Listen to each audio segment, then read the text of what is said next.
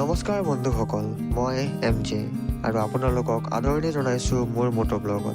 আজি কোনো বিশেষ কথা নাই, কেৱল মটৰ বাইকত থাকি ৰাস্তাৰ মজা ল'ম আৰু কিছুমান মধুৰ কথা পাতিম। সেয়ে শেষলৈকে চাই থাকিব বুলি আশা ৰাখিলোঁ। ব'লক আৰম্ভ কৰোঁ। এনেধৰণৰ পথত বাইক চলাবলৈ একেবাৰে বেলেগ মজা। ঠাণ্ডা বতাহজাক, বেলিমাখা পথবোৰ, এইবোৰে মনটোক একেবাৰে ঠাণ্ডা কৰে। মই ভাবিলোঁ আপুনিও কেতিয়াবা এনেধৰণৰ আনন্দ লয়নে? বাইক চলাই পথৰ কাষৰ প্ৰাকৃতিক দৃশ্য চোৱা একেবাৰে মনোমোহক।